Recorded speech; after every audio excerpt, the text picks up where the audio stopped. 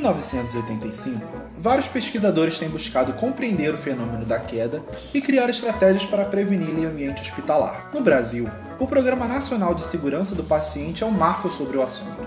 Quedas são acontecimentos involuntários que fazem perder o equilíbrio e dar com o corpo na terra ou em uma superfície que o detenha. As quedas podem ser de 3 tipos: acidentais, devido ao piso escorregadio, por exemplo, fisiologicamente antecipáveis, como quando a pessoa tem dificuldade para andar sem apoio, ou fisiologicamente não antecipáveis, como quando ocorre uma convulsão. Crianças menores que 5 anos têm risco aumentado para a queda. As principais ocorrências com elas se dão a partir de mobiliários ou queda da própria altura causada por tropeço ou escorregão. Crianças pequenas caem do colo dos pais.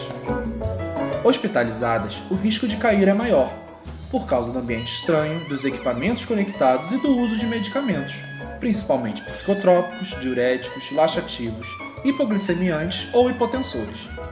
Há risco alto para a queda se houver alguma alteração nos sentidos ou na marcha, ou ainda se a internação for por causa neurológica, respiratória ou desnutrição.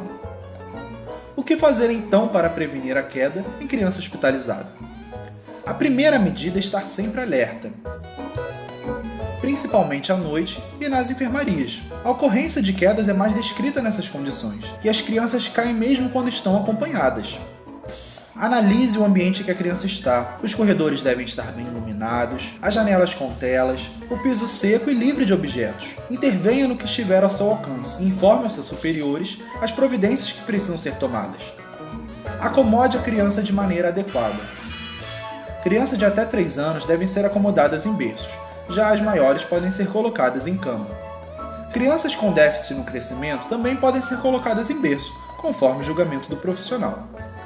Veja se a grade é suficiente para cobrir 3/4 da criança de pé e remova objetos de dentro do berço que podem servir como degrau. A largura do espaço entre as grades não deve ser maior que 6,5 cm, para que a criança não caia pelo vão nem sofra acidentes por prender a cabeça ou membros. O paciente e sua família devem poder acionar a equipe de saúde sem precisar sair do leito. Providencie roupas de tamanho adequado para que a criança não tropece e sapatos antiderrapantes.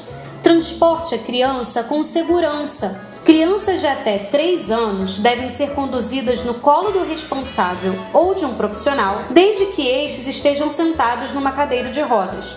Crianças maiores também podem ser colocadas dessa forma. Apenas não transporte a criança no colo a pé. Se estiver sob anestesia ou sedação, ou se o estado clínico for grave, sempre deve ir em maca.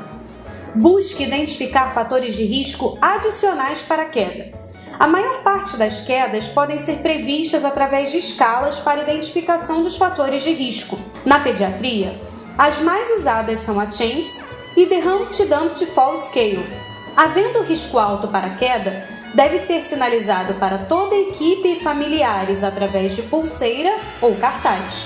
Não delegue a supervisão das crianças exclusivamente ao acompanhante. Dê as orientações: manter as grades elevadas, comunicar ao sair do leito e não dormir com a criança no colo, nem compartilhar camas ou poltronas. É importante que a instituição tenha um folheto com essas informações. E se ainda assim a queda ocorrer?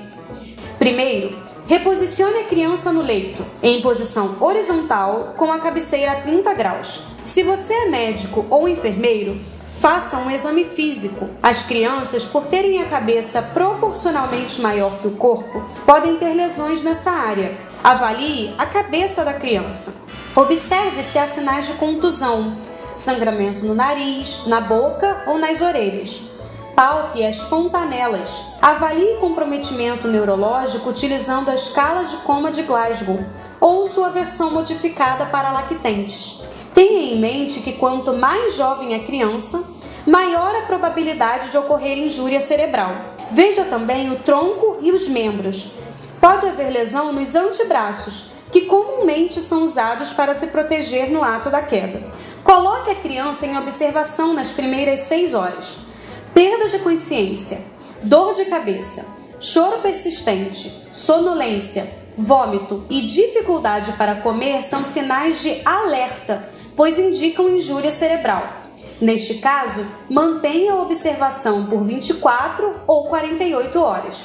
Discuta com a equipe a necessidade de exames complementares. A tomografia computadorizada de crânio é o exame de eleição para traumatismos cranianos. Deve ser feito sempre que houver qualquer alteração na escala de Glasgow ou na presença dos sinais de alerta dos quais falamos. A radiografia pode ser útil nas crianças menores de 2 anos, com suspeita de fratura de crânio ou nos casos em que há suspeita de fratura nos membros em qualquer idade. Pondere o uso de analgésicos e aplique compressa fria nos locais de trauma. Notifique o evento adverso. A avaliação dos casos permite identificar e corrigir os fatores que levaram à queda. Afinal, o hospital tem que ser um local seguro.